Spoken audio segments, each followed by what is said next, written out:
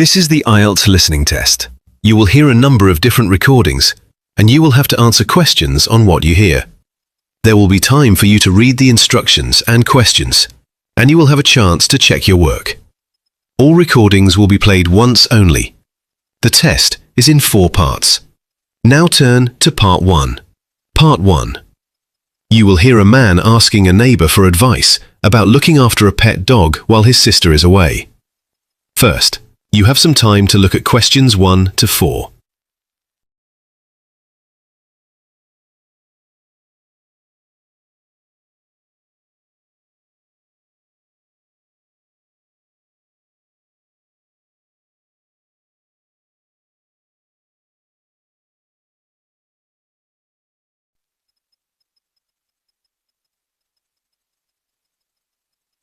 Now listen carefully and answer questions 1 to 4. Hey Olivia, got a minute? Sure, Mike. Everything okay? Yeah, all fine.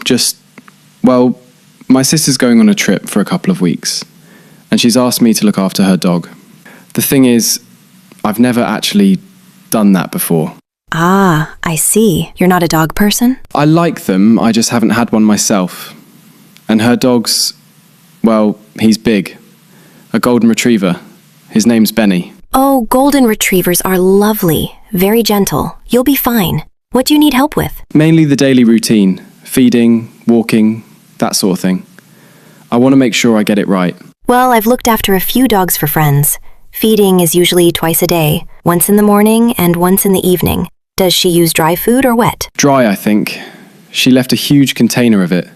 Said a scoop and a half in the morning and the same after 6 p.m. Sounds about right. And always check his water bowl, especially in warm weather. Got it. Now what about exercise? I'm guessing a quick walk isn't enough for a big dog like that. Definitely not. He'll need at least an hour a day. 2 shorter walks might be easier. One early and one before sunset. Do you have a leash? Yeah, she gave me one of those extendable ones. Before you hear the rest of the conversation, you have some time to look at questions 5 to 10.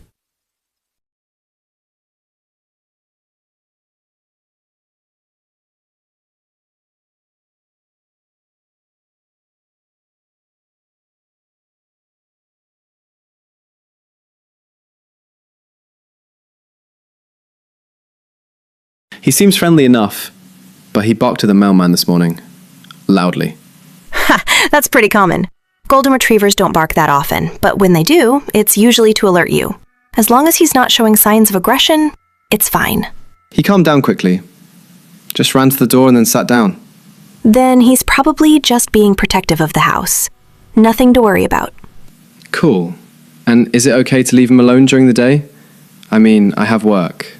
Ideally, no more than 4 or 5 hours at a time. Any longer and he might get anxious. Does she crate him? No, she lets him roam the downstairs area, but closes the doors to the kitchen and study. Smart. Make sure to leave him a toy or a chew bone so he doesn't get bored. Good idea. She did mention a puzzle toy that releases treats. Perfect. Keeps his mind busy. Oh, and pick up some waste bags for the walks if she hasn't left you any. She gave me a pack. Also, when it rains, do I still need to walk him? Yes. Maybe just a shorter one, but put on his raincoat if he doesn't like getting wet. Some dogs are fussy like that.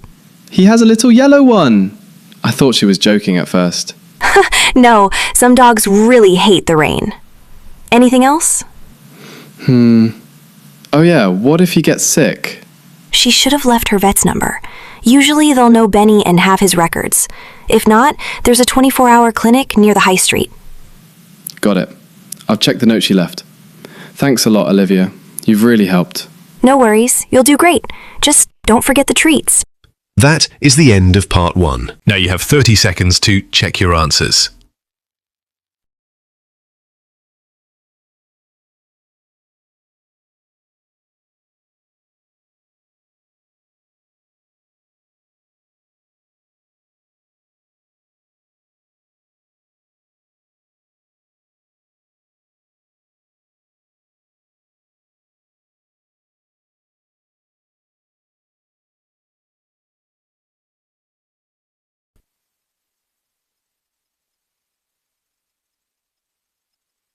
Part 2.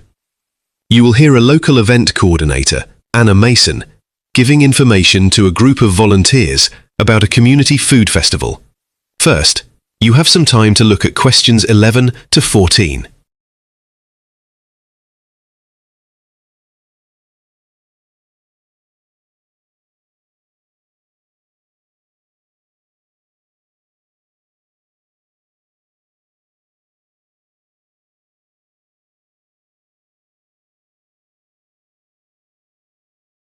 Hello everyone, and thank you for coming to this short briefing session. As you know, we're preparing for the Riverbank Local Food Festival, which will take place on the 14th of next month, right at the City Park grounds. It's our biggest event of the year and attracts visitors from all over the region. Now, before I go into the details of your individual responsibilities, I'd like to give you a general idea of how the day will unfold. We're expecting around 3,000 people to attend over the course of the day, so we've had to expand the layout to cover both the east and west lawns of the park. The opening ceremony will begin at 10 a.m. with a short speech from the mayor, followed by a local folk music performance. Then, the food stalls will begin trading from 10:30 a.m. and continue through until about 6 p.m. The entertainment, however, will go on until 8 p.m, and there'll be a fireworks display to close the evening. This year, we're also introducing a zero waste policy, so we'll be placing special recycling and compost bins across the grounds. Volunteers will be assigned in teams to monitor waste stations, help with cleanup, and educate the public on proper sorting. Please be aware that this is a key part of our sustainability effort, and a lot of attention will be on how well we manage it. As for car parking, unfortunately, the car park next to the library will be closed for renovation.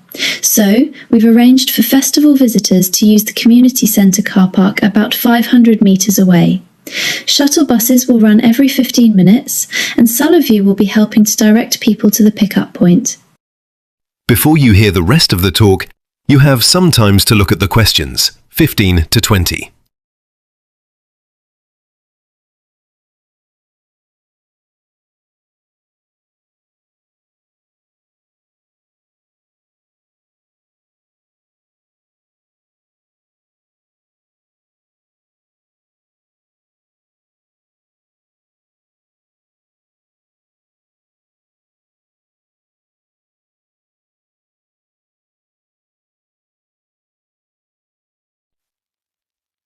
Now listen and answer questions 15 to 20. Right, now let's go through the volunteer assignments. We've got 4 main areas: waste management, stall support, stage coordination, and visitor information.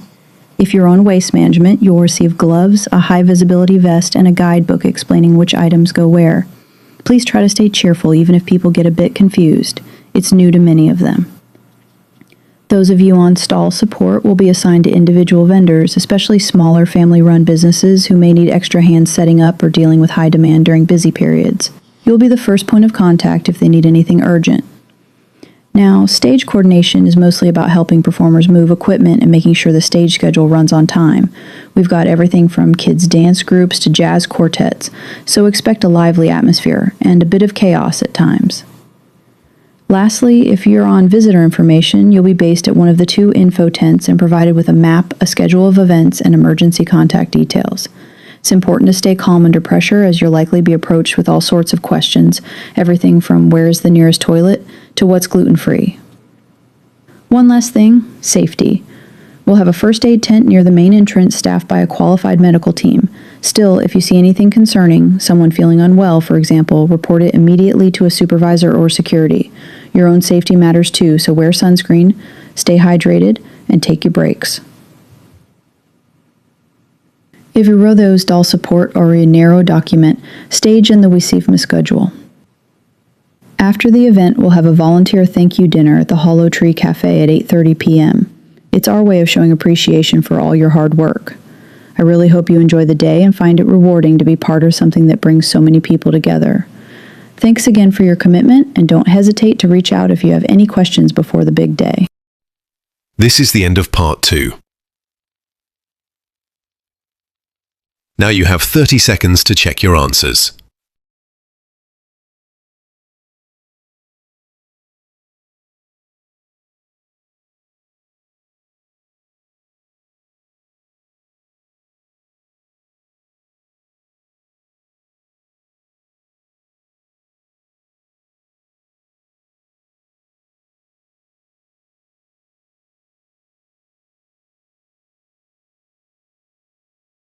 Part 3. In this part of the test, you will hear two university students, James and Sarah, discussing a controversial topic as part of a seminar task for their bioethics class. First, you have some times to look at questions from 21 to 26.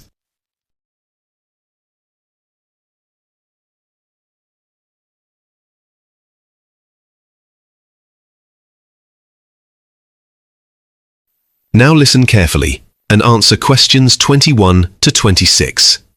So Sarah, what do you think about genetically modified foods? I find the whole idea a bit, well, frankly, quite disgusting. Really? I see it differently. I think GM food is a major breakthrough. It can help improve crop yields, resist pests, and even reduce the need for harmful pesticides. It's a practical solution to feeding the growing population. But have you thought about the long-term health effects? There are so many unknowns. I read about cases where GM foods might cause allergic reactions or transfer antibiotic resistance. Isn't that worrying? I get where you're coming from, but scientific tests have shown that approved GM foods are safe to eat. Regulatory bodies require extensive testing before any product reaches the market. Plus, traditional breeding methods also modify genes, but less precisely. That may be true, but the problem is with the companies controlling the GM seeds. They often patent them and force farmers to buy new seeds every season, instead of saving their own. This makes farmers dependent and increases food prices. Yes, the patent system is controversial, but that's a legal and economic issue rather than a scientific one.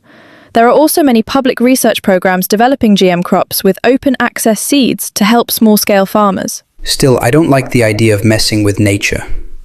Some people say GM crops could crossbreed with wild plants, creating superweeds that are resistant to herbicides, which could harm ecosystems. That risk exists, but it can be managed through strict controls and monitoring. Besides, conventional agriculture causes plenty of environmental damage too. For example, pesticide runoff pollutes rivers and harms wildlife. I admit agriculture isn't perfect, but at least it's natural.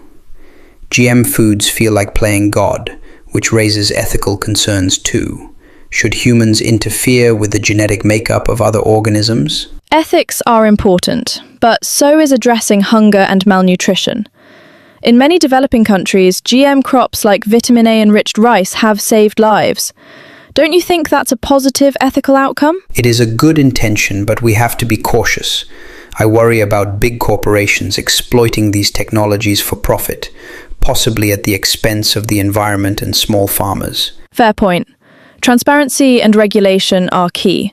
The public should have access to information and the right to choose whether to consume GM products through labelling. Absolutely. I believe consumers have the right to know what they're eating.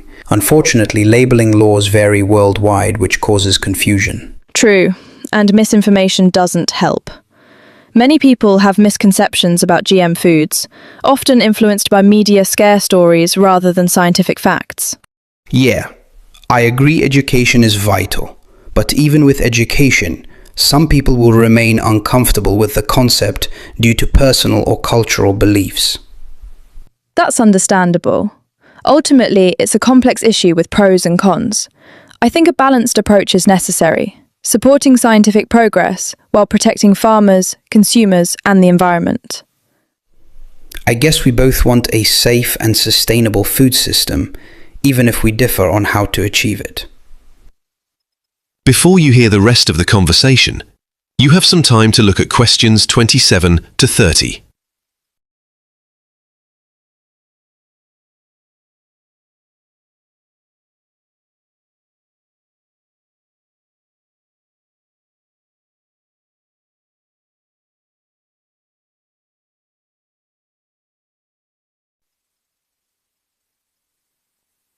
Now turn to section 2 and answers questions 27 to 30.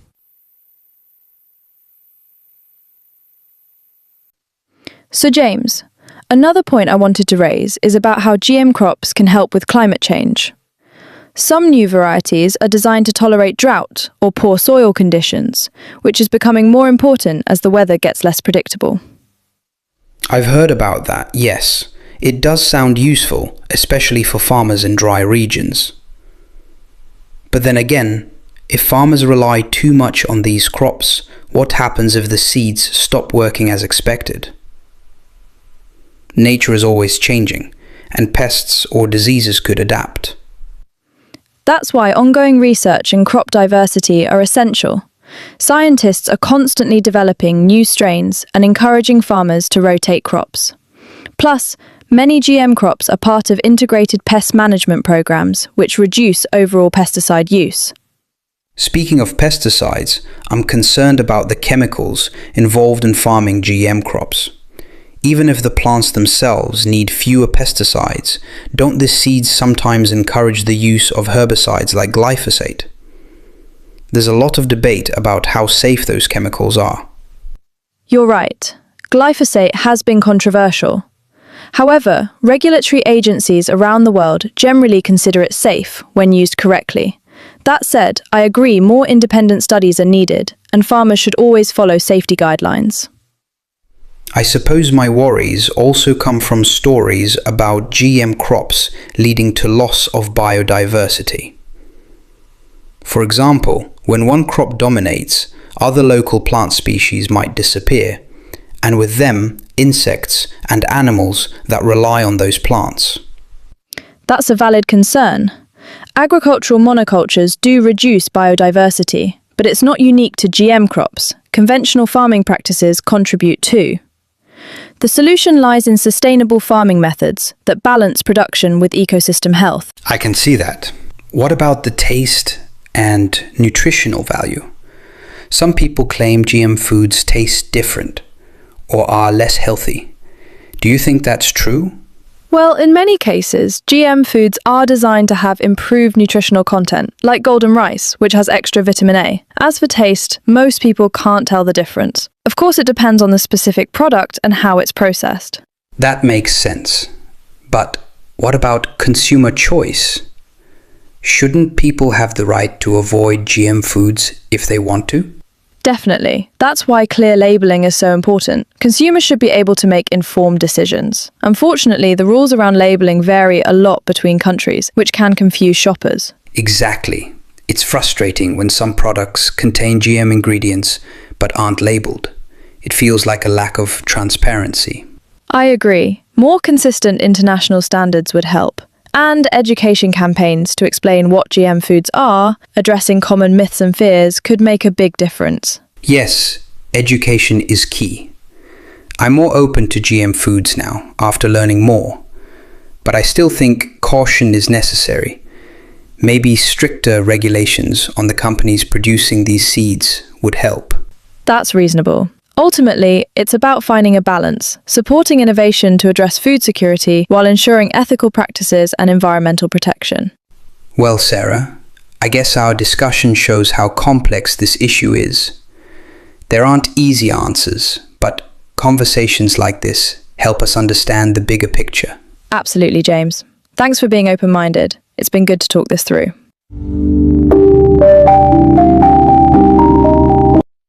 That is the end of part 3. You now have 30 seconds to check your answers to part 3.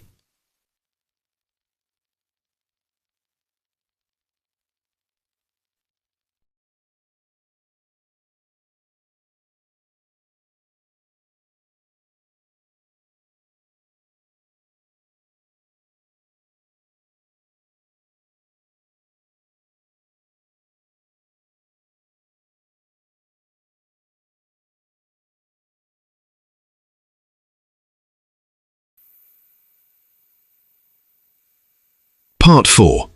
You will hear a lecturer talking about how wildlife adapts to urban environments.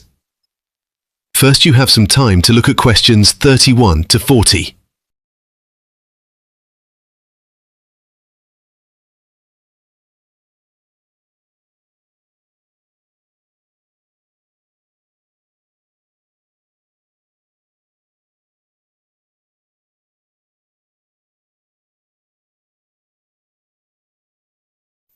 Now listen carefully and answer questions 31 to 40. Good morning, everyone. Today I'm going to talk about the Thames River an important waterway that flows through several regions and plays a significant role both environmentally and economically. We will look at its historical background, ecological importance, challenges it faces, and ongoing conservation efforts. To start with, the Thames River stretches approximately 350 kilometres, originating from the highlands in the north and flowing southwards into Ocean Bay. Its catchment area covers diverse landscapes, including forests, farmlands, and urban centres, which makes it an essential resource for millions of people. The river's waters are used for drinking, agriculture, industry, and recreation, highlighting its multifaceted importance. Historically, the Thames River has been vital for the communities settled along its banks. Archaeological studies have uncovered evidence that ancient civilizations used the river for transportation, fishing, and irrigation as far back as 3,000 years ago. The river's fertile floodplains supported early agriculture and enabled the growth of towns and trading hubs. For example, the ancient town of Riverside, located near the river's middle course, was once a thriving centre of commerce, due largely to its access to the waterway. In the 18th and 19th centuries, the Thames River region became a hub for industrial development. The availability of water power attracted mills and factories, while the river itself served as a transportation route for goods, particularly timber and coal. However, this industrialization also brought significant pollution and habitat destruction, issues that have persisted to varying degrees up to the present day. Factories discharged waste directly into the river, which severely affected water quality and aquatic life. It was not until environmental regulations were introduced in the mid-20th century that improvements began. Ecologically, the Thames River supports a rich variety of flora and fauna. It is home to over 120 species of fish, including several that are endemic, meaning they are found nowhere else in the world. Among these is the rare silverfin trout, which has become a symbol of the river's unique biodiversity. The riverbanks and surrounding wetlands provide critical habitats for migratory birds, such as the great blue heron and the kingfisher, as well as mammals like otters and beavers. The river also plays an important role in maintaining the local climate. By supporting wetlands and forests, it helps regulate temperature and humidity, and acts as a natural buffer against flooding during heavy rains. The Thames River Basin is also a key source of groundwater recharge, supplying clean water to wells and springs used by nearby communities. Scientists have noted that preserving these wetlands is crucial for protecting water quality downstream, as they filter pollutants and reduce sedimentation. Despite its importance, the Thames River faces numerous challenges. One major issue is water pollution. Agricultural runoff containing fertilizers and pesticides often enters the river, leading to eutrophication, an excessive growth of algae that depletes oxygen and harms aquatic life. This problem is particularly severe during the rainy season, when runoff increases dramatically. Industrial waste, although regulated, still occasionally contaminates the water, especially during heavy rainfall when sewage systems overflow. In some areas, high levels of heavy metals, such as mercury, have been detected, raising concerns about the health risks to humans and wildlife. Urban development along the river has also caused habitat loss. Expansion of cities and towns has led to the destruction of wetlands and riparian forests, which serve as vital filters and buffers for the ecosystem. This loss not only affects biodiversity, but also increases the risk of floods and soil erosion. Additionally, riverbank modifications such as damming and channelization have altered natural flow patterns, impacting fish migration and sediment transport. Climate change presents an additional threat. Changes in rainfall patterns have resulted in more frequent droughts and floods, disrupting the river's flow and impacting both wildlife and human use. Warmer temperatures also affect water quality and species survival. For example, increased water temperatures can lead to the proliferation of harmful bacteria and invasive species, which compete with native organisms. To address these problems, several conservation programs have been initiated. One successful project involves restoring wetlands along the river's midsection. By re-establishing native plants and natural water flows, this effort has improved water quality and provided habitats for endangered species like the Thames river turtle, which had seen declining numbers due to habitat loss. This restoration work also benefits local communities by reducing flood risk and enhancing recreational opportunities. Another approach focuses on sustainable agriculture.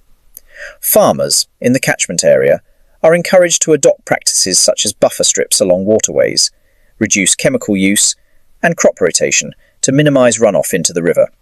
Education and incentives have increased participation, though challenges remain in fully implementing these measures. Some programs also promote organic farming as a way to reduce pollution and support biodiversity. Local governments have invested in upgrading wastewater treatment plants and enforcing stricter regulations on industrial discharges. Community monitoring groups have been formed to report pollution incidents and raise awareness among residents. Public campaigns emphasise the importance of keeping the river clean, highlighting how everyone's actions can affect water quality. Furthermore, ecotourism along the Thames River has grown in recent years. Guided tours, birdwatching and fishing trips generate income while promoting conservation values.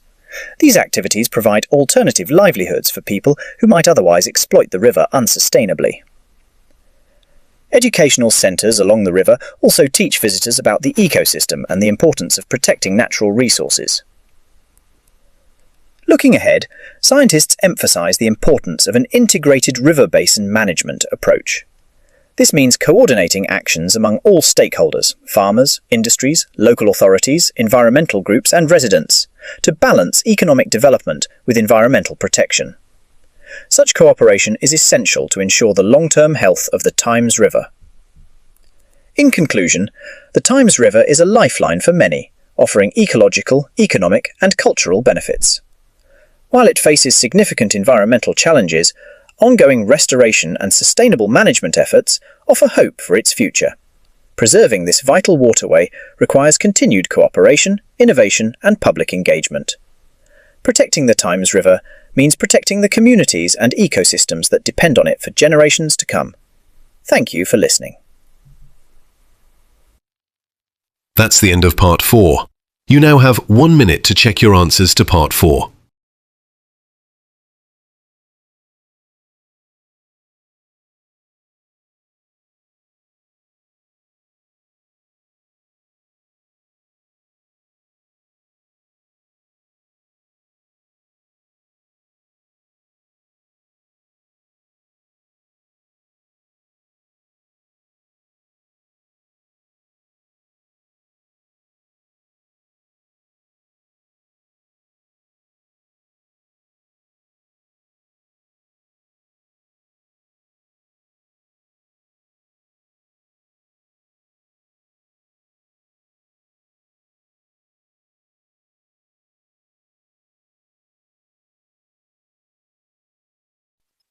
That is the end of the listening test. You now have half a minute to check your answers.